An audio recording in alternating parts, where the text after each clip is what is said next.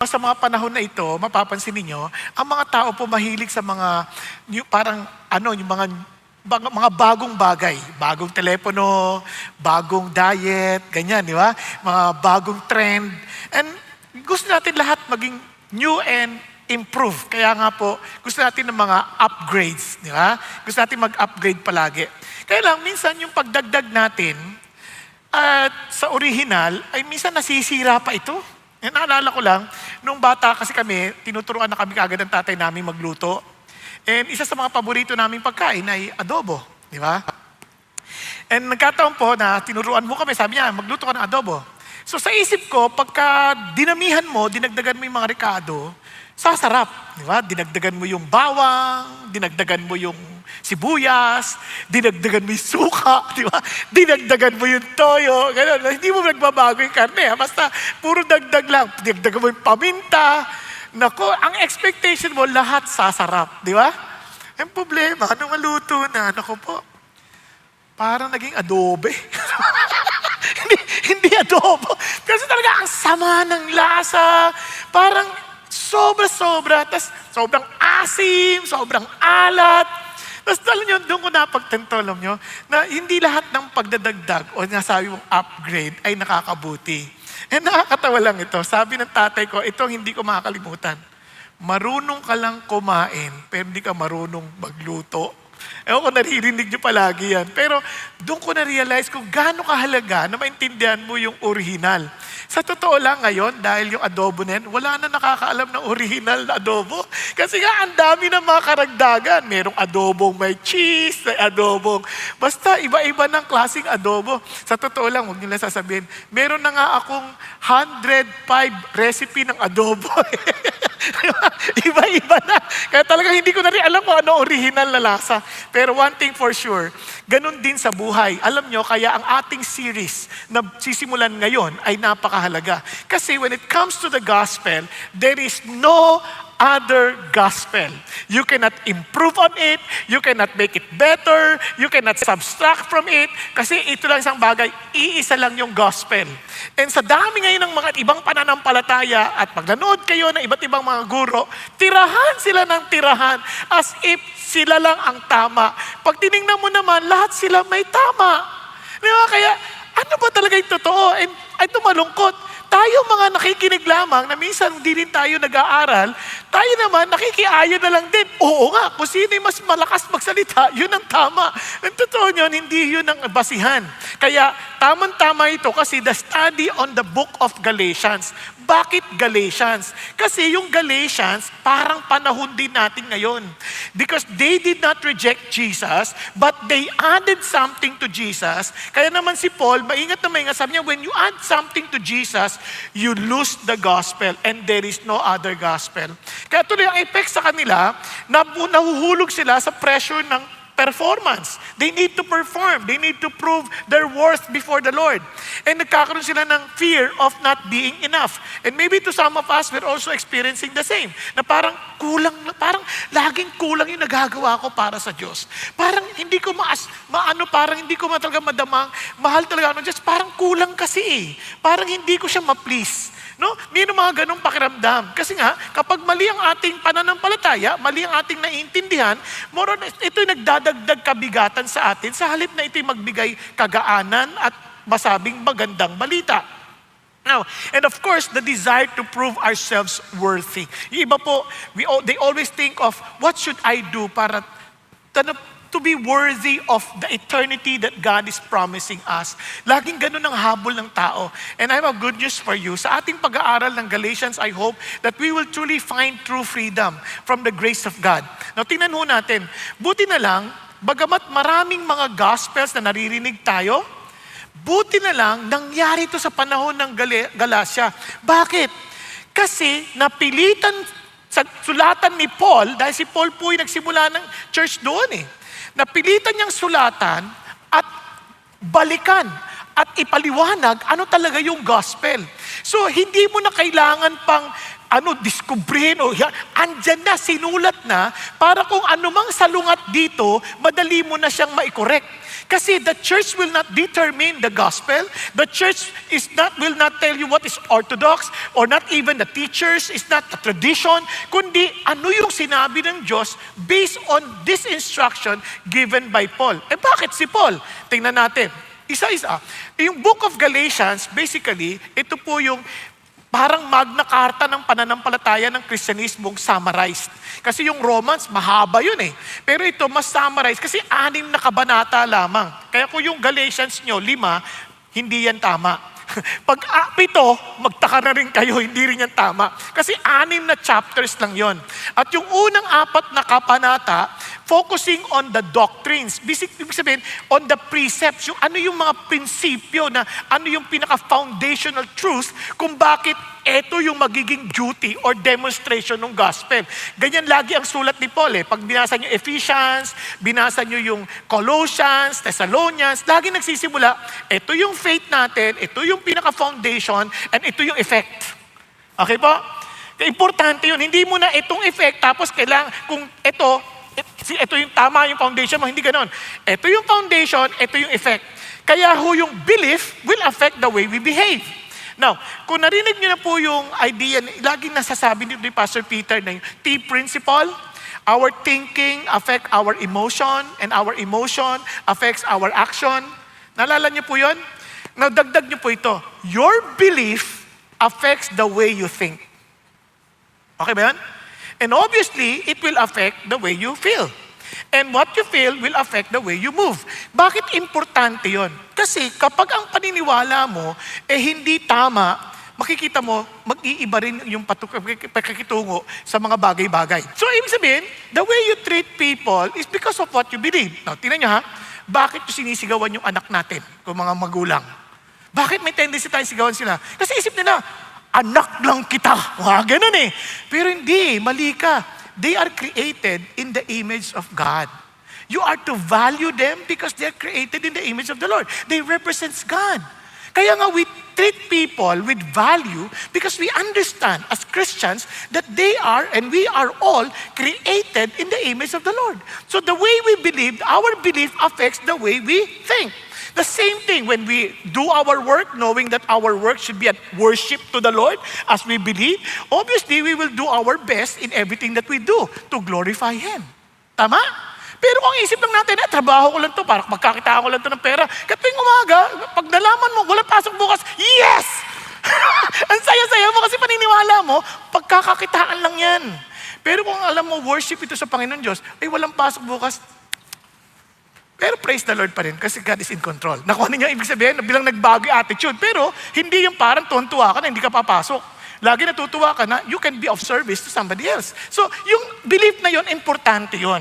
Kaya naman si Paul, he want to correct this, kasi nagkakaroon ng maling pananampalataya sa Galatians. So naisip nila, kaya kailangan niyang i-discuss yung doctrine ng defense of the gospel kasi mali na yung gospel na tinuturo sa kanila eh. Kaya na-distort na, kaya yun ang chapter 1. Yung gospel na must be defended, kailangan tayuan natin to, hindi natin to pag-iwawalang bahala. Then the gospel does not contradict the law. Kasi nagtatalo yan eh. Ano bang susundin natin? Yung law o yung gospel? Ano ba talaga pinagkaiba nila? And the gospel makes us children of God, and the gospel brings freedom to the Holy Spirit, and the gospel enables us to bless others. Obviously, hindi ko muna explain sa atin ngayon yan, pero make sure na ito pong bagay na to ay dapat wag nating ipagwalang bahala. Bakit? Kasi, isipin yung mabuti, this was written to the Christians who were in Galatia. Nasusundan. If the non-Christians had to always understand what the gospel is, at nung time na yan, that was written about 15 to 20 years after the resurrection of Jesus, ano pa kaya tayo ngayon? Na 2,000 plus years na ang nakalipas. Kung nung panahon na yon, 15 to 20 years away from the time Jesus Christ resurrected, nalito sila. Ano pa kaya tayo ngayon? Sa dami ng naglilipa na nagtuturo. Kaya the gospel is not only good for the non-Christians, but even for those who are claiming to be Christians. Kaya itong bagay na to, hindi natin to ipagwawalang bahala. Bakit importante yan? So, ano ba nangyari to? Kaya itong si Paul, he wrote this letter, hindi dahil sa gusto niyang patunayan na siya yung mas magaling kaysa sa ibang tao, hindi. He understood what the gospel happened, or what the gospel did to him. At itong tao na to, he's not only explaining the ABC of Christianity, he is explaining the A to Z of Christian life, of the Christian life. Kaya ganun ka-importante ang liham na to. So may I encourage you, please read the letter. Paulit-ulit. You pray, you read, and let's discuss. Then let's discuss this together. If you have questions, obviously you cannot ask me right after the service, but you can write your questions, put them on the type box para ma-discuss natin. Basta bigay nyo lang kung paano kayo sasagutin. Baka naman isusulat nyo dyan, tapos wala nang pangalan, wala pang address. Paano kita sasagutin? Panginoon, kausapin mo siya. Di ba? Pwede gano'n, di ba? So if you want real answers and you're serious of having the answers, okay lang din tayo magkita after, kahit kung basta sabihin nyo lang sa akin kung kailan, pag-uusapan natin. Okay ba? So bakit pa itong Galatians na dali nilang malito? Kasi ito po, kung mapapansin ninyo, when Paul ministered to them, ito yung area ng Galatia, ang laki. Yung modern Turkey ngayon, most of the Turkey's territory, Galatia yan, nung panahon na yon, sobrang lawak. Ang problema, ito pong Galatia na to, ito ang melting pot ng philosophies, rituals, mystery, religions, and self-improvement systems. Kaya sanay sila na tumanggap ng mga new ideas, new teachings, and new trends. Sabay, kumbaga, nakasanayan nila yon. They're always wanting to have something new. Ito, bago na naman to, bagong idea to, lika. Lagi silang ganun, interested sila sa mga ganung bagay. But actually, be very careful sa mga ganun, yung mga tao nagsasabi, wow, we alone discovered this. Wow, we are the first in history. Delikado yung mga ganun. Just like today, sa ating mga panahon ngayon, we have new spirituality, new enlightenment, as in new gospel for the modern people. Bantayin natin, teka muna, tama ba yun? How can I be sure na okay yun? How can I be sure tama yung gospel na hawak ko? Okay po? Kaya nga sa atin, ang mahalaga, you also study this para makapagpalitan tayo ng ating intindi. Para sa ganon, hindi lang kayo parang naloloko ng kung sino-sino. Kaya pag sa sandaling sinabi ng church na, oy, kami lang ang may authority magpaliwanag, wala kayong karapatang basahin yan, kabahan na kayo. Kasi sinasarado na yung pagkakataon sa ating diskubrihin ng sarili or imbisigan natin mismo ano yung ating pinag-uusapan. Okay ba yan? Kasi even the Bible supports that. In Acts 17:11, the Bereans are nobler in character because they're so eager to listen to the preaching of Paul, and after which they will examine it daily. Grabe, ini-examine pa nila. Kaya naman, sabi ng Holy Spirit, they are nobler in character. And to many of us, tanggap lang ng tanggap, bahala na, magandang pakinggan. No? Minsan nga, hindi na talaga natin iniintindi. It's just a matter of duty na kailangan kong pakinggan to. But of course, hindi kayo. Dahil kahit bumabagyo, nandito kayo eh. O, di ba? So, ating pong pag-usapan. So, ito po ang unang idea. First, from the chapter 1, don't distort the gospel. Posible ba yon? Yes, because it already happened in Galatia. Kaya naman, there is no better news than the gospel, but don't distort it. In other words, ito po kung gaano kahalaga yan. Una, if we are to share the gospel, we want to share it with accuracy. So nakatanggap na kayo ng mga NDRFCC alert. Sabay-sabay, parang sinasabi, lagot kayo, hindi na kayo makakauwi. Okay, mag-alala. Sama-sama tayo. Kaya bukas na tayo magtatapos. Hindi. Tatapusin natin kaagad para, huwag kayo mag-alala. Kakauwi tayo lahat. Okay, so to understand this, 3 points na dapat natin huwag kakalimutan. The true gospel, una-una, cannot be changed. Hindi mo pwedeng baguhin yan. Hindi mo pwedeng dagdagan. Hindi mo pwedeng bawasan. Nagkakaintindihan? Pangalawa, the true gospel is from God. So obviously, if it is from God, you cannot change it. Di ba? And thirdly, the true gospel, kung tama yung intindi natin, it will transform us. It will surely affect us. Hindi pwedeng walang epekto sa atin. No? And At ang gospel, either it will transform you positively or negatively. Negatively, kapag ni-reject mo ito. But once you accepted it and experience it yourself, you will see the beauty of the transformation that God promised because of the gospel. Kaya nga yung word na gospel is good news. Magandang balita.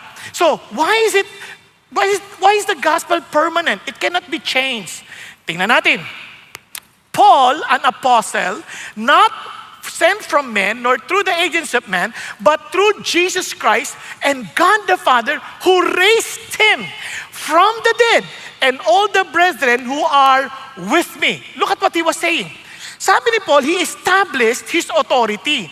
Kasi yung mga tao sa Galatians, they were listening and they were hearing messages coming from other people, other teachers, and they were saying, hindi yan totoo si Paul, hindi naman yan apostle eh. He was not one of the apostles. Now, ito yung problema, ano ba yung apostle? Yung word na apostle, from the word apostolos, ibig sabihin nun is to send, to be sent. Kaya ang apostle, yun, kapag kunyari, halimbawa si Pastor, Sam. Alam ko talaga pangalan mo, kunwari lang hindi. No, si Pastor Sam. He was sent by, let's say, ano yung organization nyo nga? Every Home for Christ. He was sent by Every Home for Christ. Basically, he is an apostle sent by the Every Home for Christ. Kasi yun ang idea ng apostle. You are being sent. Kasi Barnabas was sent by the Jewish authorities in Acts 15, and he was an apostle. No? Barnabas, kaya tinawag na apostle Barnabas. Kaya lang, itong introduction ni Paul is more than just an ordinary apostle sent by a human agency. Di ba? Anong sabi niya dito? Not sent from men, nor through the agency of man. Kasi tayo, even if someone claims that he is an apostle sa panahon na ngayon, he is an apostle maybe because he was sent by his church. But not in this sense. Bakit?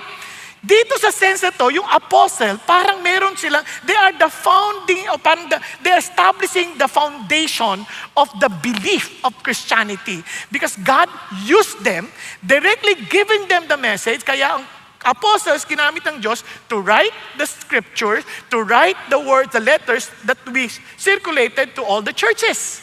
Now, tingnan niyo po. Dito yung qualification, for example. In Acts, namatay si Judas. Tama?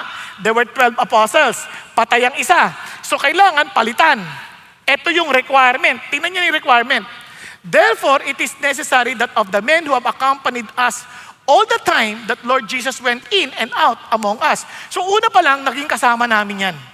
Kaya ibang level tong apostle na to. Ang sabi niya, beginning with the baptism of John until the day he was taken up from us. One of these must become a witness with us of his resurrection. So, ang kanyang qualification, nakasama natin. Even from the very time na si John the Baptist binaptize si Jesus, nakasama na natin. Paano si Paul? Hindi siya qualified. But in reality, because Paul was one of the Pharisees, perhaps nakikita-kita niya na rin itong mga bagay na ito, ay nakita niya yung development ng Christianity, at the same time, siyempre, nakikita niya, so nawi-witness niya rin doon. Ang difference lang, he was not directly part of the disciples or apostles God has chosen na kasama ni Jesus during the ministry. Tama? Pero meron pang isang, a witness with us of His resurrection. Ito ang sabi ni Paul. Sabi ni Paul, at last of all, when Jesus Christ resurrected, as to one untimely born, He appeared to me also. For I am the least of the apostles and not fit to be called an apostle because I persecuted the church of God. Meaning, it was Jesus who appeared to him when he resurrected. Sinabi niya kay Paul, Saul, Saul, why are you persecuting me? Nalala niyo? So he witnessed. And that brought a great change in Paul, from Saul to Paul, and began to preach about the gospel to the Gentiles. So yun ang, kaya yung sinasabi ni Paul that I'm an apostle, not sent by man, he was making himself equal with the rest of the apostles. Nakuha? Okay. So what? Yan. Meaning, he has that authority. Eto ngayon, sabi niya, in-explain niya na. Grace to you and peace from God, our Father, and the Lord Jesus Christ. So, dinikit niya. He's now preaching and showing now, little by little, what the gospel really means. Sa simula pa lang ng sulat niya, kakaiba yung tono ni Paul. Bakit? Normally, pag nagsusulat si Paul, lagi sasabi niya, I praise God for you every time I remember you. I pray for you, mga ganyan, di ba? Sa Colossians, Ephesians, Thessalonians, makikita niyan. Dito, hindi niya makikita. Diretsong galit si Paul because of this. Pero sabi niya, pinakita niya kagad. In-establish niya kagad yung gospel. Who gave himself for our sins so that he might rescue us from this present evil age. According to the will of our God the Father, to whom be the glory forever. Amen. So ano sinasabi niya dito? Paul does not begin with rules. Ito'y dapat mga gagawin natin. Ayan, nag-text na naman. Huwag kayong mag-alala, mabilis. Ibig sabihin, malapit na yung bagyo. Yan nasa pintuan. Okay. He does not begin with advice that you should do this, you should do that. He begins with the good news. Agad-agad, nag-start siya sa gospel. Kaya yung word na gospel, ebanghelyo, good news, magandang balita. Ano yung magandang balita? Jesus gave himself for us, for our sins, so that He might rescue us from this present evil age. Tingnan nyo nga, ano ba yung gospel? Dito pa lang sa unang mga talata niya, napaka-importante na. Una, who are we? He rescues us. Anong ibig sabihin nun? Ang sinasabi niya kagad, ang tao, hindi sila yung mga wounded people needing healing. Hindi niya sinasabi yun. Hindi sinasabi niya that these are not confused people needing guidance. Hindi sinasabi yun.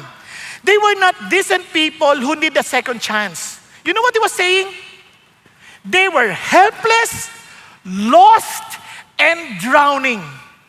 Lubog na lubog sila sa kasalanan, wala na silang pag-asa para makaligtas dyan. Naintindihan niyo ibig sabihin? Kaya ang word na ginamit is rescue. Now, nakakita na ba kayo ng nalulunod? Di marunong lumangoy, tapos hahagisan mo ng manual, ganito lumangoy, basahin mo. Hindi yan makakatulong sa kanya. Kasi hindi niya kailangan, ano tuturo mo? Kailangan ko ng rope. Iligtas mo ako, hagis mo yung rope that I can be lifted up. Tama?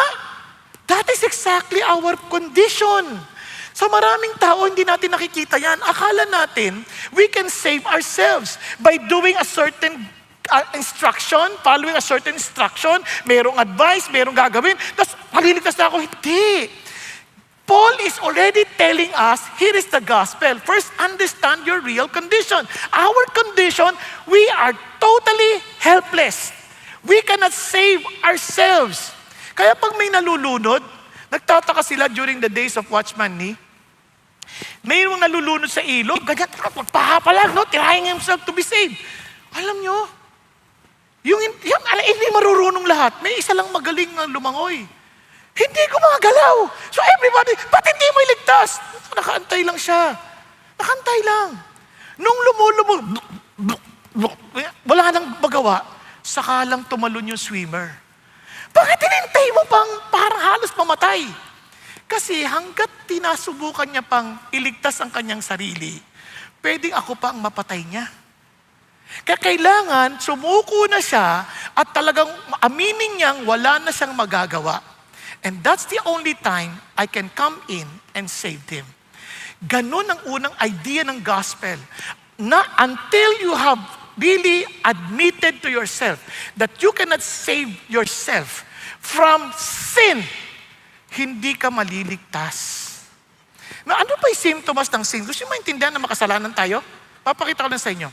Si Adan at Eva, when they ate the fruit of the knowledge of good and evil, prior to the eating, naked sila. Hindi nila pinapansin kung naked sila because they're never been self-conscious. And they were just doing things normally. Nung kinain, biglang naging conscious sa sarili. Biglang ang inisip na lagi, sarili. Napansin niyo? Kaya alam niyo kagad makasalanan tayo eh. Masyado tayong concern sa sarili natin. Kaya pansin nyo, pag naglalakad ng tao, nakakita ng salamin sa mall, biglang, Gaganon-ganon yan. Nagpuporma. Tapos nakikita niya lang. Paglakad ulit, nakakita na naman sa salamin. Titig. Parang nakalimutan niya na itsura niya kanina. Bakit? Sobrang conscious sa sarili. Kahit nga sa bahay namin, meron kami pong malaking salamin. At doon ho nakatapat yung upuan ng yung sa sala. Tuwing may bisita ako at doon sila nakaupo, ang hirap kausapin. Hindi sila tumitingin sa'yo. Nakatingin sa salamin. Habang nag-uusap, parang yung galaw na ganyan. Sabi ko, natatawa ka na lang kasi talaga sobrang conscious sa sarili. Kaya yung iba nga nalilate lang sa pag-attend ng service, kaiisip ng kanilang itsura. Di ba? Talagang kung ano-ano nilagyan ng pilik mata, sumobra, ay naku, buburahin na naman, ang tagal-tagal. Tapos di ba, lahat ginagawa, maglalagay ng BB cream, ng mga CC cream, DD cream, lahat ng cream, na pati ice cream. Talaga lahat, andyan na, cool ang dating. Lahat ilalagay. Nakakatawa. Tapos yung damit, pagsukat, ay nakakaitim, ay nakakaputi, ay nakakataba, ay nakakapayat. Ang dami ng pinili, wala na akong damit. Tapos ito na lang kaya, ay hindi bagay sa sapatos ko. Sobrang nakakapagod. Kasi lagi nating iniisip ang ating sarili. Katuloy, hindi natin maisip ano makakabuti sa ibang tao. Kaya ngayon, alam nyo, nakikita ko kung bakit pinapahintulutan ng Diyos ang patuloy na pagbaha sa ating bansa. Para naman makonsensya itong mga tao natin. Na maintindihan nila, tingnan niyo yung pinagagawa ninyo dahil sa mga ghost project na yan. Tapos akala natin sila lang may kasalanan, tayo din. Kung paano tayo sinasalaula natin yung ginawa ng Diyos, nagtatapon tayo ng basura kahit saan. Di ba? Lahat tayo may kasalanan, hindi naman lang sila. Mas malaki lang yung kanila, pero ganun pa rin, makasalanan pa rin tayong lahat. Nakuha ninyo? Hindi natin pinapansin kahit anong mga pinaggagawa nila hanggang sa mapahamak na ang maraming tao. Kaya minsan nakakaiyak, kaya sabi ko nga, Lord, iyak. Sa totoo lang, nagpe-pray ako, umiyak ako para lang sa bagyo na yan. Kasi iniisip ko, Lord, bakit susunod-sunod? Bakit na lang puro ganito? Tapos bigla ako naintindihan na para makonsensya naman kayo. Diba? Parang, sa totoo lang, mas madali magtapon ng basura sa kapitbahay kaysa sarili natin mga basura. Yung mga candy lang, tingnan nyo yung mga upuan nyo dyan. Minsan may mga chewing gum pa sa ilalim eh. Diba? Christian na tayo. Hindi kayo. Sa umaga pa yan eh. Dahil Sabado. Anyway, but what I'm trying to say is this. Yun ang kondisyon natin. Kaya nga, we are the one causing problem to ourselves. Kasi yung sin na yan, grabing present evil age yan, apektado lahat eh. So who can save us? Kaya nga kung walang gospel, sino tutulong sa atin? Katulad sinasabi sa inyo, yung nagbibigay ng donation para sa mahihirap. Minsan yung nag-aayos na ng donation, pag nakita bago to, sayang. Anak, tinan mo nga. Sukatin mo nga, baka bagay sa'yo. Paltan mo ng pantalon mong luma. Ano ba, korupsyon din yun? Wala tayong pinagkaiba. Kung hindi Diyos ang magsasabi sa atin, mahihiya, hindi tayo titigil eh. Hindi tayo titigil. Pag sinabi, Lord, anak, hindi sa'yo yan. Sorry lang. Hindi na po. Kasi walang contentment ang tao dahil yan ay dala ng kasalanan. And the only person who can really help us is the truth of the gospel. Para maintindihan natin, why will I need this? I belong to eternity. I'm not here forever in this world. Bakit ako dito mag-i-invest ng maraming mga bagay na hindi ko naman madadala sa langit? Nagkakaintindihan? Now, ito pang nakita natin, mapapansin nyo, it's not only that we are hopeless. Ano sabi niya? He gave Himself for our sins so that He might rescue us. Ano sinasabi ng Lord? Parang, here is Jesus Christ. He gave Himself for our sins.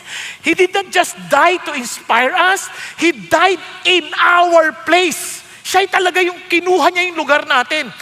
Jesus lived a life we could not live. Di ba? Talagang hindi natin kaya. He died the death that we should have died. Siya yung namatay on our behalf. Kaya nga sabi niya, itong ginawa ng Diyos. Now, we have no condemnation because He took the condemnation upon Himself. Yun ang gospel, that He might rescue us. We're not only talking about the present evil age, but even the effect of sin in eternity. We will be separated from God for the rest of eternity. But Jesus Christ took that punishment and crying out before the Lord from eternity past to eternity future na hindi sila nagkakahiwalay for the first time. My God, why hast thou forsaken me? Nahiwalay siya because He became sin on our behalf.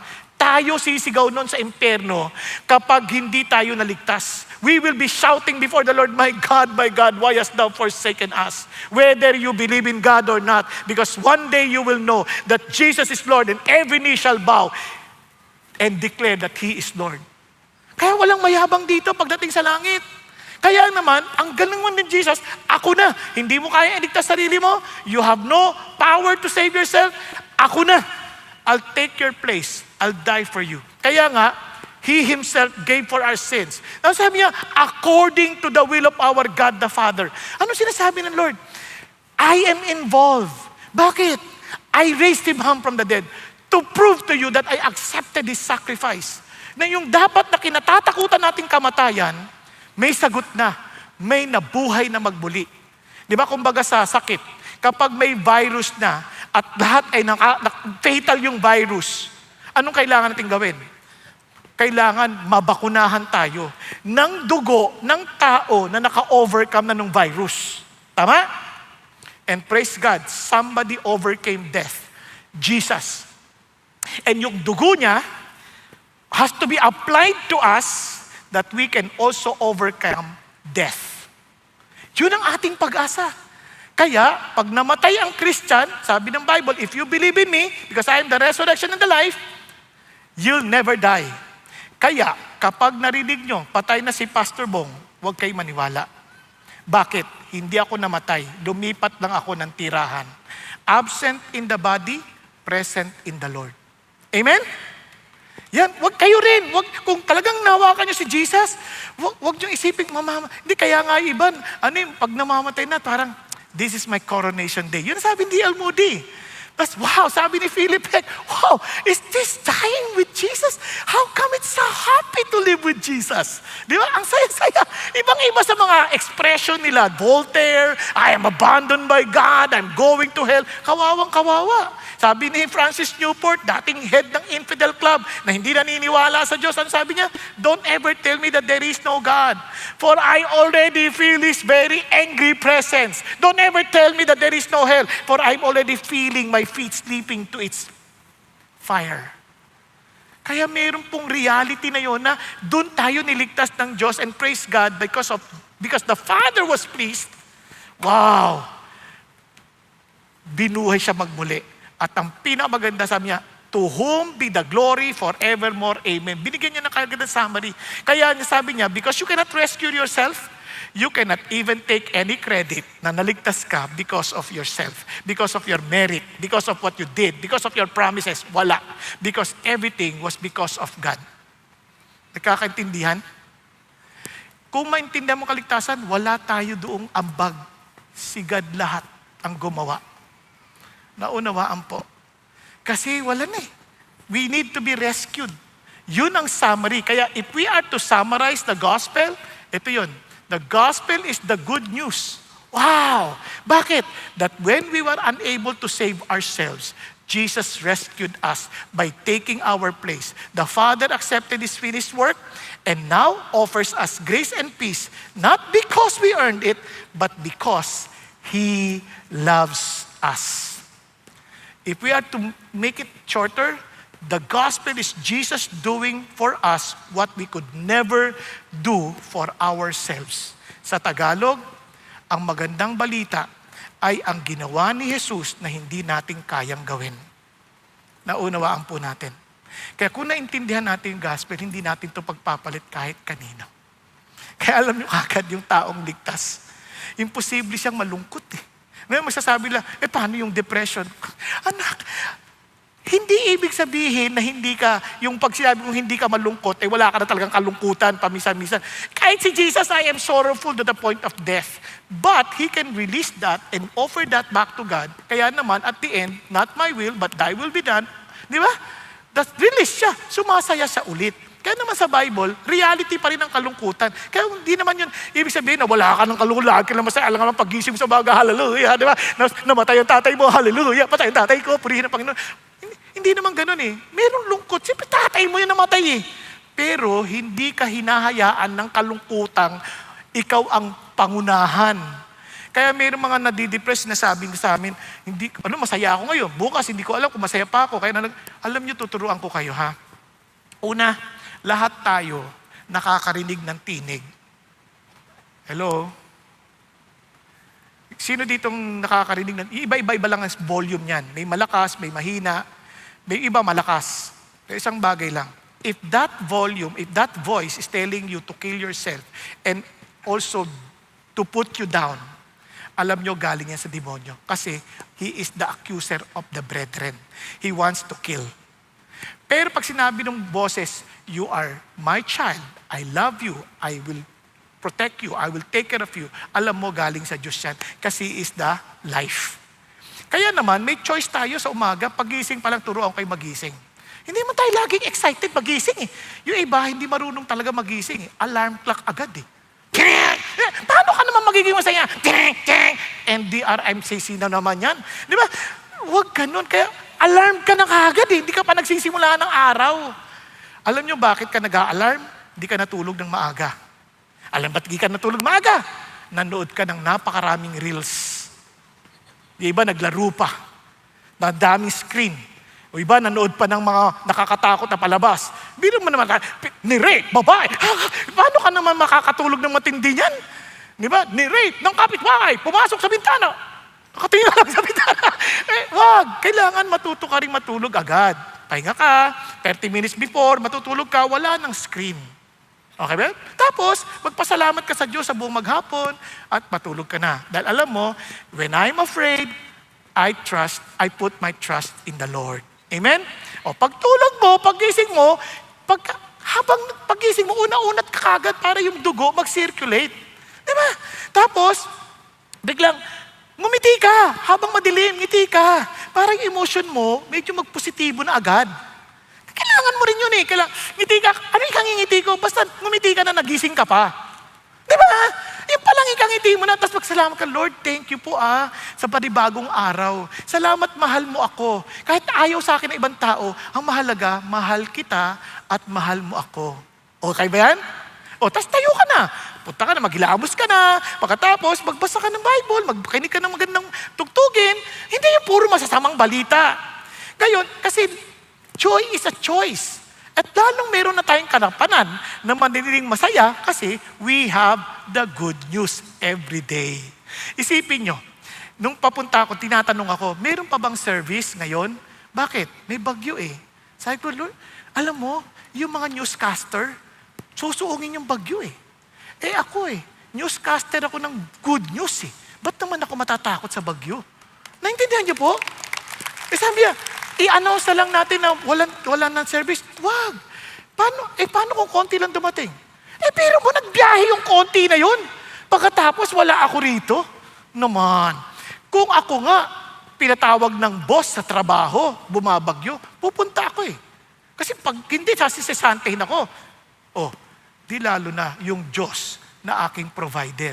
Bakit ako tatakbo? Amen?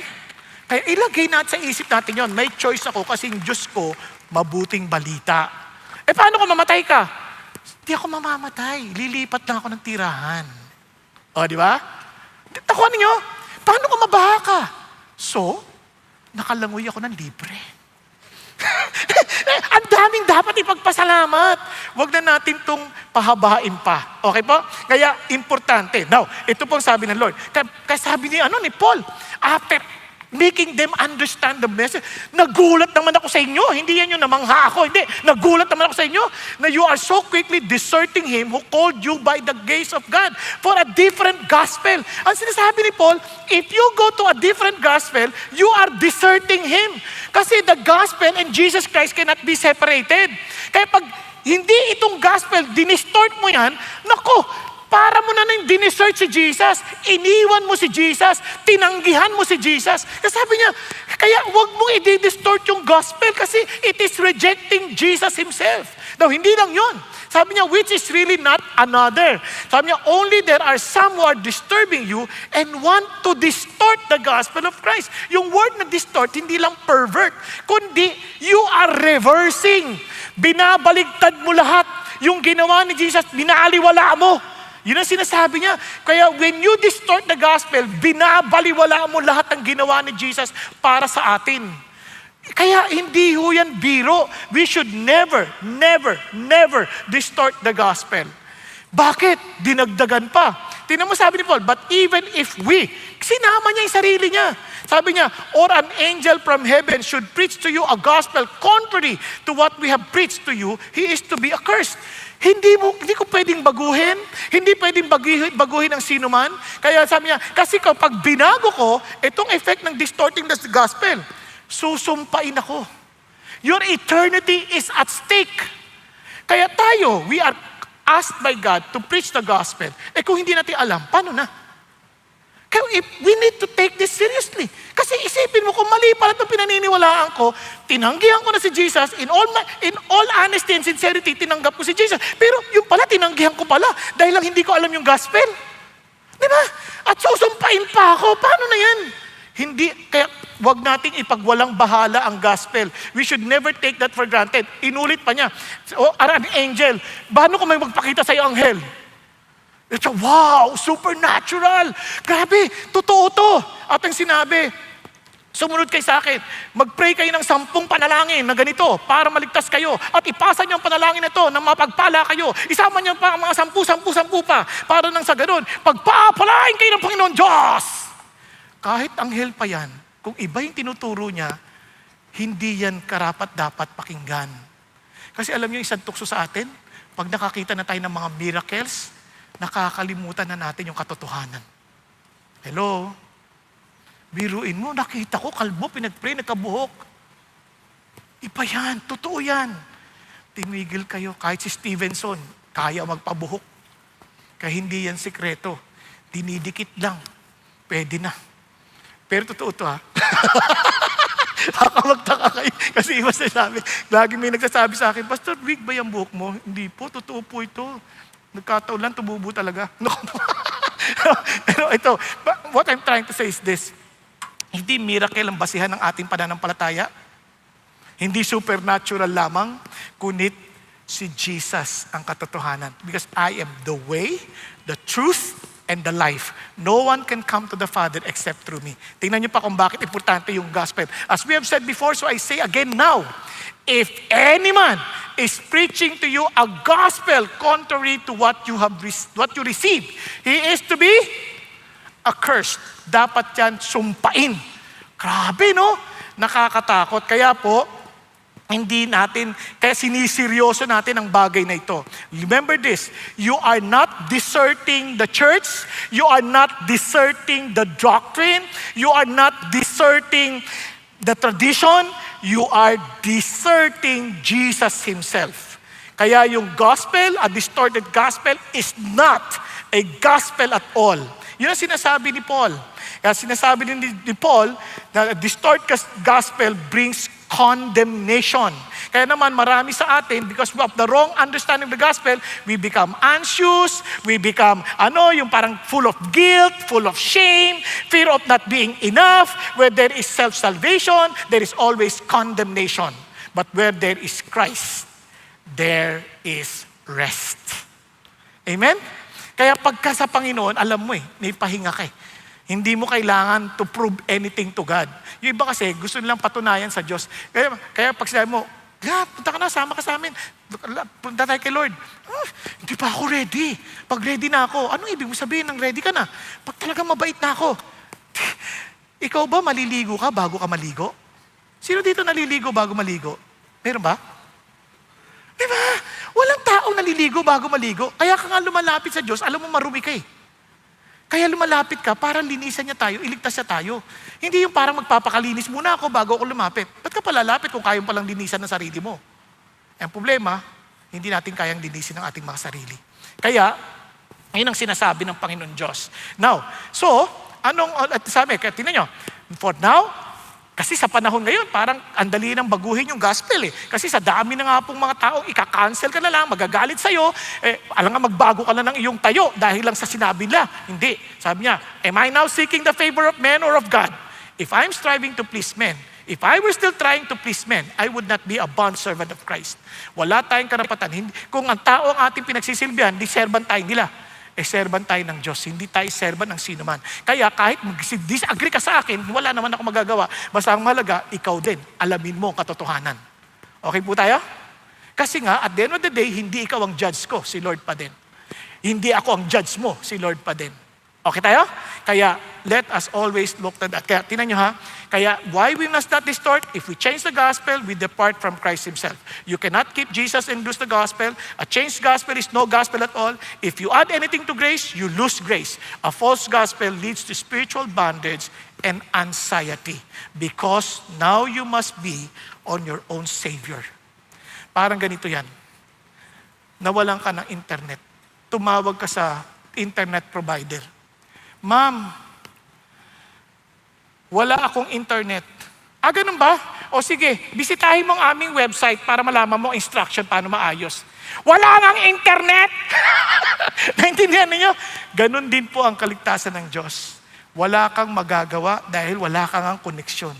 But Jesus came down to save us. Amen? That's the gospel. So, ngayon, di lalong hindi mo mababago kasi the gospel is from God. Look at what Paul said. Sabi niya, for I would have you know, brethren, that the gospel which was preached by me is not according to man. Hindi to galing sa tao. Sabi niya, for neither I received it from man. Hindi ko nakuha to sa tao.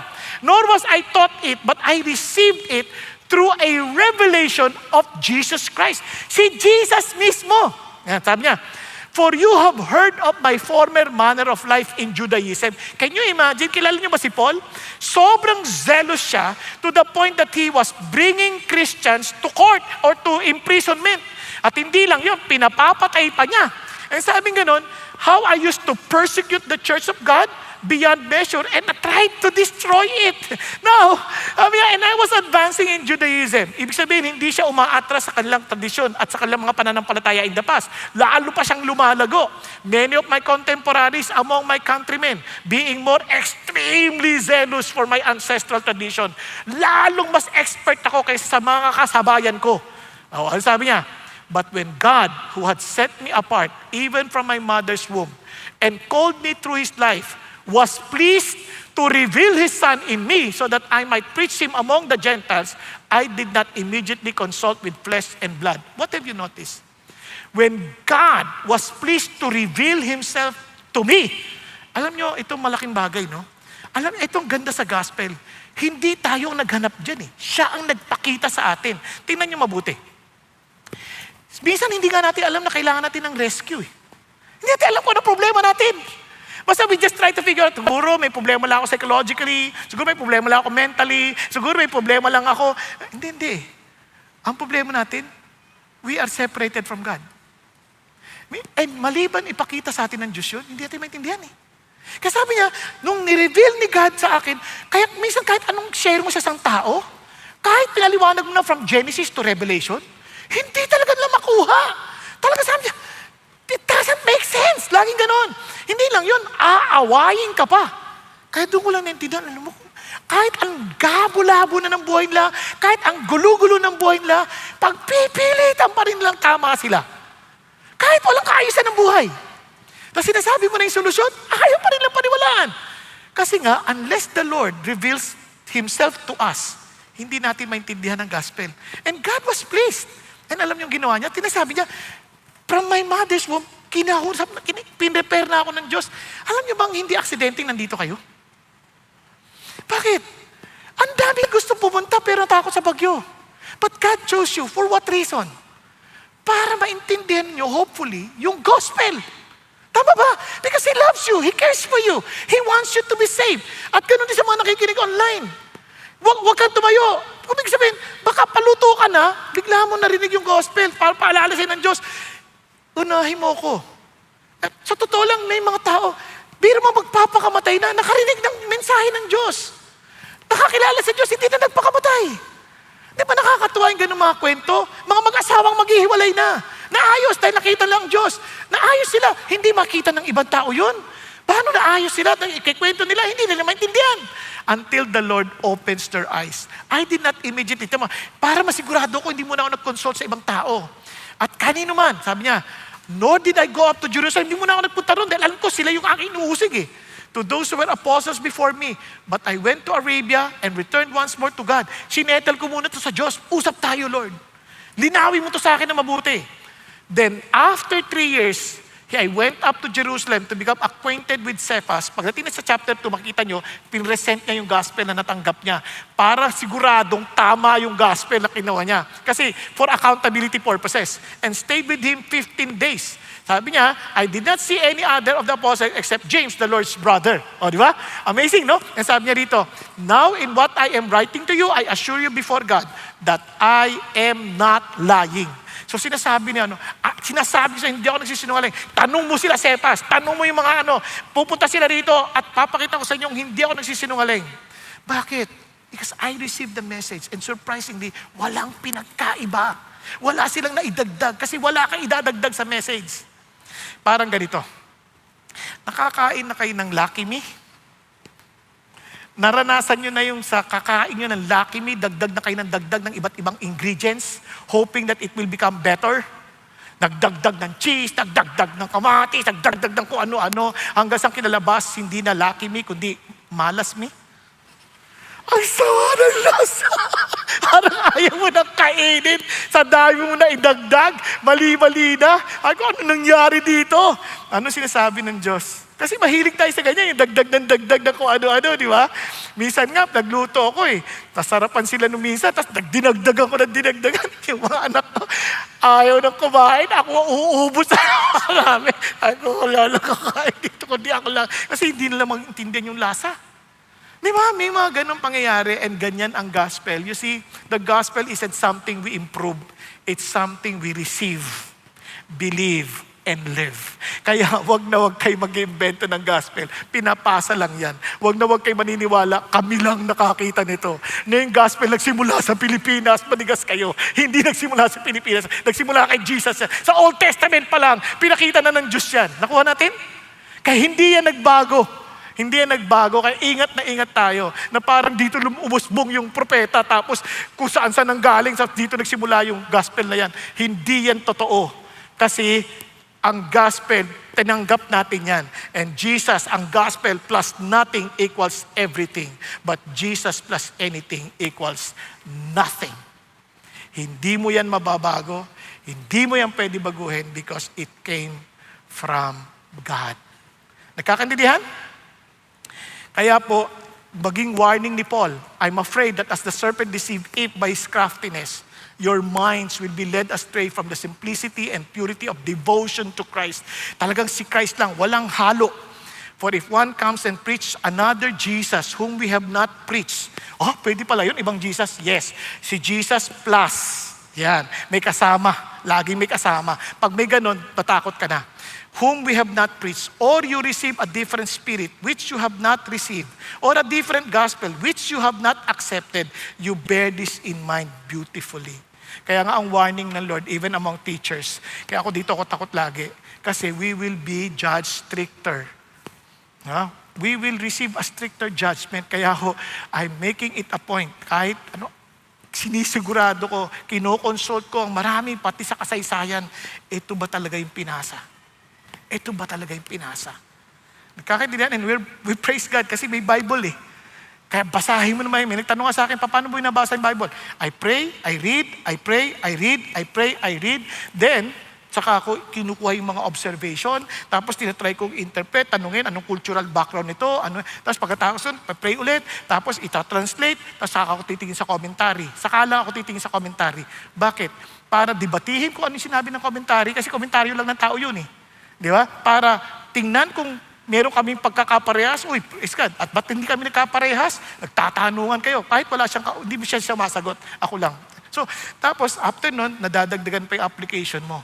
So, hindi ka nakabatay sa commentary, nakabatay ka sa Espiritu ng Diyos na patuloy mong pinabasa paulit-ulit hanggang sa ipakita ng Diyos sa atin kung anong gusto niyang ipaharap. Tingnan nyo, kasi I.W. Tozer, ginaya ko po yun eh. Pag nagbabasa ng Bible, nakaluhod, Lord, turuan po ninyo ako. And amazing, God would reveal to him words na talaga naintindihan, ito pala yun, ito pala yun. Kaya nga, pagtataka kayo, unless na bigay sa'yo ng Diyos, hindi mo ma-enjoy. Kasi tingnan nyo, nung una ko nabasa yung Bible, hindi pa ako marunong eh. Nakatanggap ako ng blue na Bible. Yung Gideon, pinamimigay yun eh. Binasa ko. Sabi nila, naku, Abraham begot Isaac. Isaac begot Jacob. Jacob begot Judah. Naku, ang bigat naman nito. Walang kwenta. Tinapon ko talaga. Hindi ko naintindihan eh. Pero when I was so down, at naglalakad ako, nagtatanong ako sa Diyos, God, nilikha mo lang ba ako para magdusa at maghirap? Bakit ba ako nandito sa lupa na to? Kasi mahirap ang buhay namin. Naranasan ko magdyaryobote, magtinda ng putot kutsinta, nag-aaral, nagtatrabaho, tapos lagi kang tinatawag na nog-nog, mabaho, pangit, lahat. Lahat ng pangalan na maririnig mo na hindi mo gustong pakinggan, natatawag sa'yo, pritong saging, lahat. Ako, sakit-sakit sa loob. Sabi ko, bakit mo ako nilikha ng ganito? Tapos nakakita nga ako nung I found it na aklat. Hindi ko alam, Bible din pala yun. Sabi ko, Lord, kung ito talaga makakatulong sa akin, kausapin mo naman ako. Kasi hirap na ako eh. Binuksan ko, tinuro ko lang ganyan. Buti na lang. Hindi ako marunong, may pagka-superstitious. Tinuro na lang ganun. Buti na lang talaga, hindi yung si Judas, nagpatiwalakal. Di ba? Kakatakot yun. Ang nabasa ko, therefore, if anyone is in Christ, he is a new creation. The old has passed away, behold, the new has come. Sabi ko, God, gusto ko mabago buhay ko. Totoo ba to? Makikipag-isa ako sa'yo? Tapos, mabaguhin mo ako. Kung pwede bang testing muna? Pwedeng testing? Kasi, taga-Marikina ako eh. Ang Marikina, naku, alam niyo kung magsalita ang Marikina, mapahilig magmura. Nyari, kumakain lang ako, nakatikim ko ng masarap, damay nanay mo. Sigurado ka. Talo, di ba? Nyari, kausap ko nanay mo. Mamaya, may dumaan na magandang kotse. Sigurado yung nanay mo damay. Matadamay sila. Walang kinalaman. Pero ito, for surprisingly, nung sinabi ko yun, Lord, tanggalin niyo naman po yung pagmumura kasi hindi na maganda eh, no? Papuk-puk-puk pa ako kasi huwag niyo nang sasabihin na sa Kristan ako eh. Tapos nagmumura ako palagi. So pinupukpuk ko yung bibig ko, di nakakahiya. Hindi lang yun, pati mata ko. Kasi, pero huwag niyo na lang sabihin, hindi naman lahat ng sa Kristan kapareho ko, no? Mababait yung iba eh. Yari yung katawan ni Kristo, namboboso kami. Parang, maganda. Alam niyo yun, magandang katawan. Nakakahiyang sabihin. Ganun kami. Kaya sabi ko, Lord, tulungan mo naman ako. Alam niyo, paalaway din ako kasi mayroong tinatawag na small man syndrome eh. Maliit akong tao. Kaya madali kaming makipag-away. Ayaw naming minamaliit kami. Maliit na nga, mamaliitin ka pa. Di ba? Huwag ka magpapakumbaba, kailangan magmataas ka. Ganyan. Awayin mo na agad. Patulan mo para matakot. Parang ganun. No? Pero totoo lang, di ka papatulan dahil maliit ka. Pero ito, alam nyo, no? Di yun nga, nagulat ako. Biglang gustong-gusto kong basahin yung Bible. Ang ganda, ang saya-saya. Totoo pa to? Ang ganda naman ito. Nako, hindi na ako sumasama sa pagnanakaw sa palengke, sa mga tindahan. Kasi may mga kabarkada ka, nagsha-shoplift din eh. So, hindi na ako sumasama, inuman, hindi na. Kinawag ako ganyan, ay, ang yabang mo na, ba't di ka na namamansit? Bakit di ka na sumasama sa amin? Tinulak ako, parang upakan na eh. Taka talaga ako. Walang murang lumabas, walang galit na lumabas. Ang lumabas sa bibig ko, ang paghihiganti ay di sa akin. Yan ang nasusulat. Ito'y sa Diyos. Sabi, nagulat, Padre Damaso, ano nangyari sa'yo? Tinawag akong Padre Damaso tuloy. Pero alam nyo, nagulat talaga ako. Sabi ko, wow. Tama nga ang sabi ni Lord, if anyone is in Christ, he is a new creation. Dahan-dahan, binabago ka ng Panginoon Diyos. Amen po? Kaya, mga kapatid, ano man yung pakiramdam mo, na isa nung isip mo, wala ka ng pag-asa, huwag ka mag-alala. Ang Diyos ay totoo sa kanyang salita. Amen? Pakisabi mo sa katabi mo. Hawakan natin ang katotohanan ni Jesus. Kaya naman, dinikit na ni Paul, lalo na yung sa resurrection. Kasi how can God help us if He is not alive?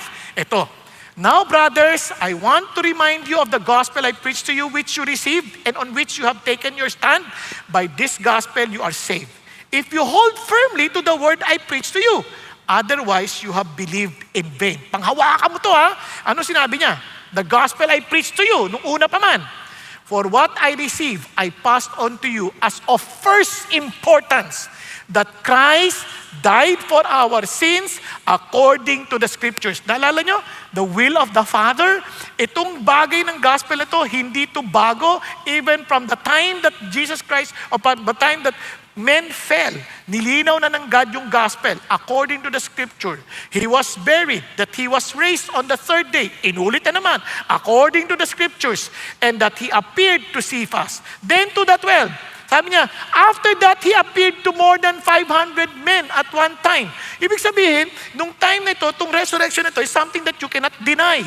Ibig sabihin, pwede mong tanungin yung mga tao na yan. At the time of writing, pwede nyo tanungin. Kasi bakit? Most of them remain until now. But some have fallen asleep. Yung iba patay na, pero ito, may mga buhay pa. Tanungin nyo. You can research it. You can ask it. Ngayon, tingnan nyo po halimbawa, sabihin ko sa inyong namatay si Ninoy dahil umangkas sa motor, na aksidente, patay. Maniniwala kayo? Hindi. Bakit? Ba't hindi kayo maniniwala?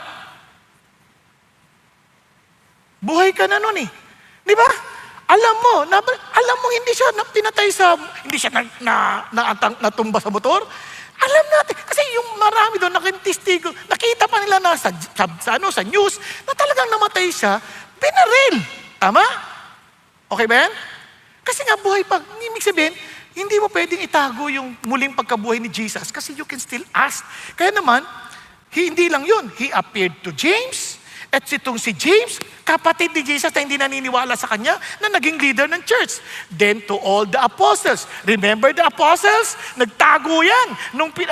Nung nagsasuffer si Jesus, hindi lang sila nagtago. Talagang takot na takot sila. They denied Jesus.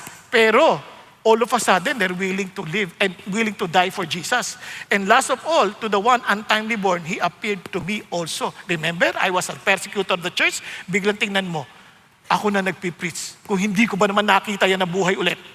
At kaya sabi ni Paul, if there is no resurrection of the dead, not even Christ has been raised. And if Christ has not been raised, then our preaching is vain. Your faith also is vain. Kaya sa lahat ng pananampalataya, ito lang ang pananampalataya na yung pinaka nagsimula, buhay.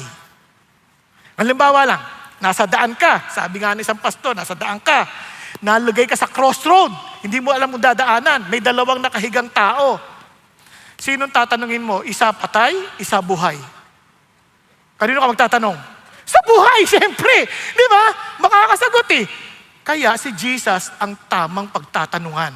At ang ganda kay Jesus, hindi niya ituturo sa iyo yung daan. Ako ang daan, sabi ni Jesus. Ang punto niya, hindi mo kailangan malaman kasi kahit alam mo, hindi ka makakapunta. Susunduin kita. Dadalhin kita sa aking palasyo. O, di ba? Yun ang ginawa ni Jesus. Ako mismo magdadala sa iyo sa tatay ko. Yun ang, kaya buti na lang, buhay siya. Amen po? Kaya dahil kung buhay siya, it proves Jesus is who He claims to be. It validates the true gospel message. It guarantees our forgiveness and salvation as He claimed. It assures us that there is life after death. It proves our faith is grounded on history and not myth. Problema mo na yan pag hindi mo pa yan pinag-isipan. Isipin niyo ito mabuti ha. As farther we are from the time that it transpired, the more evidences we get to prove that He indeed rose again from the dead. Amazing! Now, tingnan niyo po. Kaya ho si Lord Darling, Chief of Justice ng England, alam mo, sabi niya, there exists such overwhelming evidence, positive and negative, factual and circumstantial, that no intelligent jury in the world could fail to bring in a verdict that the resurrection story is true. Ito, kasi ang alam nyo, sa science kasi, you have to redo it. Hindi mo lang pwedeng i-redo yung death at resurrection, no?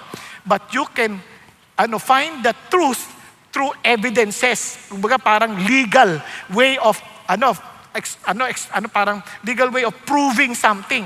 So ganun ang ginagawa nila. Ang sabi ni John Singleton Copley, Attorney General yan ng Great Britain, Solicitor General of British Government, may alam niya. Sabi niya, I know pretty well what evidence is and I tell you such evidence as that of the resurrection, for that resurrection has never broken down yet. Now, sa modern times, Ito, kilala nyo na to, si Attorney Lee Strobel. Hindi to naniniwala sa Diyos. Pero yung asawa niya, naniwala sa Diyos, nagbago. Sabi niya, anong problema to? Kaya ang kanyang background, Master of Studies in Law from Yale Law School, former investigative journalist and legal editor for the Chicago Tribune, Pulitzer Prize-winning journalist. Inaral niya, inimbestigahan niyang mabuti. Kaya, sabi niya sa kanyang aklat, The Case for Christ, the resurrection is the supreme vindication of Jesus' divine identity and his inspired teaching.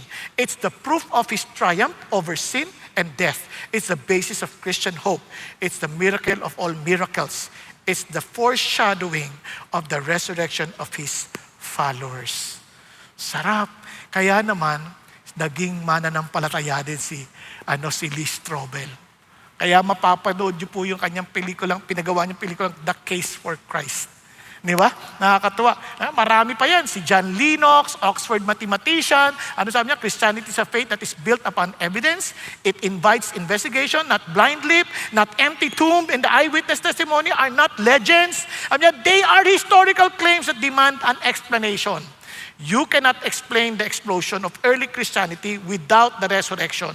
Nothing else matches the data. And look what he said.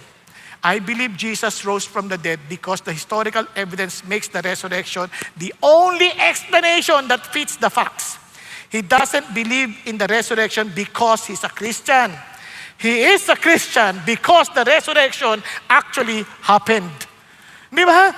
Kaya alam nyo, hindi nyo pagsisisihan dahil alam nyo itong pinaniniwalaan natin, mapapanghawakan natin kasi historically supported. Kaya naman, kung si Jesus talagang nabuhay na magbuli, Tim Keller beautifully said, sabi niya, then you have to accept all that he said. The issue is not whether you like what he said or not. It is not whether you agree or disagree with what he said, but whether he rose from the dead. Hindi ikaw determina kung anong totoo, si Jesus. Hindi church, hindi tao, hindi ako, hindi sino mang judges, si Lord. Kasi siya lang ang nabuhay na magmuli. Amen? Kaya huwag mo sabihin, hindi ako nag-agree sa kanya. Wala ka nang magagawa, buhay siya. Ikaw, bahala ka. Parang ganun lang naman ang buhay. No? Kaya naman, sinasabi ko sa inyo, anong sinasabi ng Diyos sa kaligtasan natin? For by grace, you have been saved. Patuloy, na talagang tuloy-tuloy yan. You have been saved through faith, and this is not of yourself. It is the gift of God.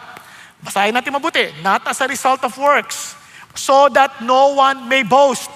For we are His workmanship created in Christ Jesus for good works, which God prepared beforehand so that we would walk in them. Naintindihan natin? O, exam. Let's see. Ang hindi makasagot ng tama, hindi uuwi. Based on that passage na binasa natin, anong tamang sagot dito? Faith in Jesus equals salvation. Faith in Jesus plus good works equals salvation. Faith in Jesus equals salvation that leads to good works. Isang beses lang magtataas ang kamay, ha? Now, para sigurado tayo, uulitin nating basahin para may kodigo tayo. For by grace, you have been saved. Sa biyaya ng Diyos, ikaw ay nangaligtas sa pamamagitan ng pananampalataya. Hindi ito dahil sa iyong sarili. Hindi ito ay regalo ng Diyos. Hindi ito resulta ng iyong ginawa upang hindi ka magmalaki. Dahil tayo ay masterpiece. Ibig sabihin talaga, masterpiece, special na gawa ng Panginoon Diyos. Nilikha ni Kristo Jesus para gumawa ng mabuti na siyang hinihanda ng Diyos para ito ay ating lakaran. Okay ba yan? Okay, based on that, nabasa niyo na, exam. Sino ang naniniwala na ang ibig sabihin ng passage ay ito, kung mathematical expression? A, B, at C. Sino nagsasabing A? Okay. Sino nagsasabing B? Sino nagsasabing C? Allah. Alright. So may ilan na hindi uuwi. Tingnan ninyo. Ulitin ko, ha. Faith in Jesus equals salvation. Paanong nangyari? Ito, ha, balikan natin.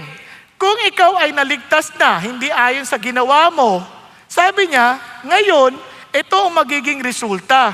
Binabalik tayo sa pinaka-disenyo ni Jesus na gumawa ng mabuti. Kasi nung nakasalanan tayo, naging makasarili tayo. Hindi natin iniisip para sa ibang tao. Nung naligtas na tayo, bumalik tayo sa original design natin to be a blessing to others. Tama? Okay. So, mukhang malabo yung A. Tama ba? Yung B, lalo malabo. Kasi sabi niya, hindi ito resulta ng iyong ginawa. Tama? Ngayon, eto, ang faith in kay Kristo, ang resulta niyan, kaligtasan na nagdudulot ng mabubuting gawa. Okay tayo? Anong tamang sagot? Yung hindi nakatama, okay lang. At least nakita natin kung saan natin itutuwid ang ating pagkakamali. Amen po? Now, kaya yun ang problema ng Galatians, faith in Jesus plus circumcision plus the Pharisaic law equals salvation. Yun ang kanilang intindi. And God was saying, mali yung gospel mo. Kaya kung isa-summarize natin, ang true gospel, salvation by grace through faith in Christ alone. Hindi natin yan resulta ng gawa natin. Christ's finished work is sufficient. Transformation centered on Christ. Kaya yung distorted, anything na salvation by faith in Christ plus, huwag natin, plus, ano yun, may dagdag mo dyan. Hindi tama yan. Christ's work is not sufficient, needs human effort. Yun ang sinasabi natin. No transformation, at kung iba kasi naniniwala na, Christian na ako, pinatawad na ako ng Lord, pero walang pagbabago sa buhay, distorted gospel yan. Centered on man, ang tawag nun, legalism. Kaya, ang totoong gospel, it transforms. How did we know that? Tingnan nyo. Then I went into the regions of Syria and Cilicia. Sabi niya, I was still unknown by sight to the churches of Judea. Hindi pa siya kilala, which were in Christ. Kaya naman, not only they kept hearing, lagi na naririnig sa chismis, sa rumors, na he who once persecuted us is now preaching the faith which he once tried to destroy. Posibleng makakalat agad dyan. Alam mo ba, yung nagpe-persecute sa atin, yung mga nanguhuli ng mga kapatid natin na nagpapakulong, Christian na, at sinishare yung gospel sa iba. Di na kumakalat yung kwento. At tingnan nyo naging epekto. And they were glorifying God because of me. Di ba? Ang laking pagbabago. Yung dating kinakatakutan sa kawalangyaan, ngayon, naging blessing sa kanila. Ang laki ng pagbabago. Naunawaan po? Gusto nyo maintindihan? Kung bakit dahil sa kilala na natin si Jesus, naligtas tayo, magkakaresulta to. Subukan nyo, lapit kay sa nanay nyo. Nay, mula ba nung naging Christian ako, naging blessing ba ako sa inyo? Christian ka ba? Pag gano'n ang sagot, kabahan ka, ha? Mag-pray ka na ng mabuti, Lord. Maging totoo naman kayo sa akin. Di ba? O kaya sa asawa nyo. Naalala ko, may lumapit eh. Sabi, Pastor, ayoko na matindon kasi lagi sabi, hindi ako submissive. Ano ba naman gano'n? Di ba ako submissive? Ako tinanong. Sabi ko, malay ko ba? Hindi ba kita kilala? Sabi ko, di ba, tanong mo yung asawa mo. Andiyan naman siya. Submissive ba siya? Sabi asawa. Alam mo na. Hindi ko kailangan maliwanag. Kaya gusto niyo malaman kung submissive kayo, punta kayo sa asawa niyo. Sweetheart, submissive na ba ako dahil kay Jesus? Di ba? Tapos yung mga lalaki naman, tanongin niyo naman yung asawa niyo, naging loving ba ako sa'yo? Di ba? Okay ba yan? Punta kayo sa teacher niyo. Ma'am, nung naging Christian ako, ano sa palagay niyo? Okay ba ako? Naging masipag ba akong estudyante dahil kay Jesus? Ayun. Alam niyo na, huwag niyo nang lokohin ang inyong sarili. Pag hindi naman, huwag kayo mag-alala. God is just waiting for you to really say, Lord, I need you. Di ba? Hindi ka naman niya kinukutin. Kaya ka pinapunta rito para marinig mo itong mga bagay na ito eh. Tandaan ninyo ha, kaya nagtatransform yan, itong warning ni Lord. Beloved, I felt the necessity to write to you appealing that you contend earnestly for the faith which was one for all handed down to the saints. Pinasa na. For certain persons have crept in unnoticed. Those who were long beforehand marked out this condemnation. Ungodly persons who turned the grace of our God into licentiousness. Ginawa nilang lisensya sa kasalanan, yung kaligtasan na tanggap nila kay Lord. Paano? Mali ang intindi nila. Kasi pag tinanggap mo si Lord, dahil siya yung Panginoon mo, He is now your Master and Lord Jesus Christ. Hindi ikaw magdidikta at magsasabi kung ano tama at mali. Babalik ka kay Jesus. Ano ang tama at mali kay Jesus? Nagkakaintindihan? Hindi, dito ba ako, Lord? Hindi. Hindi ikaw magdidesisyon. Si Lord ang magdidesisyon para sa iyo. Kasi the idea, nung sinabi ng Lord ng kasalanan, do not eat the fruit of the knowledge of good and evil. Sinasabi ni God, let me determine to you what is good and evil. Don't decide on your own. Eh, ang tigas ng ulo ng tao, kinain yung prutas by saying, Lord, wag mo kami pakilaman. We will discern on our own. It's rebellion against God. Now that you belong to God, balik ka na ulit sa original design. Let me determine to you what is good and evil. Amen? And that's really part of the reality of Christianity. Now, let me end. Let me end with a story. Ito po ay tungkol sa isang village of the lawmaker. Sa village of the lawmaker, doon po sa mountain village na yon, meron pong isang napakatalinong leader na siya po ay tagasulat ng batas at siya rin po ang judge who enforced them. Ang ganda lang dito, siya po ay respetado sa mga batas na ginagawa niya kasi fair and right. And pinagtitiwalaan siya ng tao. Siyempre, mahirap natin ma-imagine ngayon yan, no? Kasi maraming nang mabatas sa atin. Mambubutas eh. Di ba? Hinahanap nila yung butas, paano makakatakas, kaya ang hirap silang mahuli. Di ba? Kaya nga sinasabi ko sa kanila, yung pera, yung sasabi lang, mahirap hanapin yan. Walang paper trail yan eh. Dapat isabatas nila na kapag ang mambabatas o mga nasa government gumastos beyond 10,000, dapat dumadaan sa bangko para lahat may paper trail. Paano ka nakabiling coaching ganyan, di ba? Kasi may pinagdaanan yan. Hindi pwedeng wala. Kaya minsan yung mambabatas natin hindi ka pareho nitong mambabatas na ito. Kaya one day, yung village discovered that someone had been stealing grain from the community storehouse. Merong nagnanakaw ng grains. Seryosong krimen yun. Kasi pag winter na, wala na silang kakainin. Saan sila kukuha ng grain? So, sabi ng lawmaker, yung pinaka-lawmaker, yung wise man, whoever is stealing the grain must repay it and receive the full penalty of public flogging. Yung paghahataw sa likod, nakakamatay yun. Pag 40 times yun, full extent. Everyone agreed, justice must be done. Tuwan-tuwa sila. But when the thief was caught, yun ang malaking problema. The entire village talagang nagulat. Bakit? Kasi yung magnanakaw, ang anak na dalaga ng lawmaker. Paano niya gagawin yun? Pag pinalusot na to, hindi na sila maniniwala. Ngayon, pagpaparusahan naman to, anong klaseng tatay yan? Hindi man lang ipagtanggol yung anak. Saan ka lulugar? Sala sa lamig, sala sa init. Punta ka na lang sa labas. Huwag ka na sa sala. Hindi, ang gulo na. So, anong ginawa? Ito na, dinala na sa execution yung babae. Problema, pinaramdam pa yung tunog ng latigo. Whoosh! Talagang takot ng mga tao. Talagang hindi ito mabubuhay kung 4 na po ito. Nung lalatiguhin na, sisimulan na, sabi nung lawmaker, sandali lang. Sabi niya, sandali lang po. Pumunta siya, hinubad niya yung kanyang balabal, niyakap niya ang kanyang anak. Sabi niya, you may proceed. Hindi pwede, nandiyan ka eh. Pagtatamaan ka, hindi yung anak mo. Yun ang kiningi ng batas. Pero mahal ko anak ko. So, hinataw. Wasa! Rinig ng lahat. Wasak! Nung mga 30 siya, wasak! Wala na. Wala nang tunog. Wala na, lupay-pay na. Patay na. Iyakan ng lahat ng mga tao. Bakit? Iyak ang bata.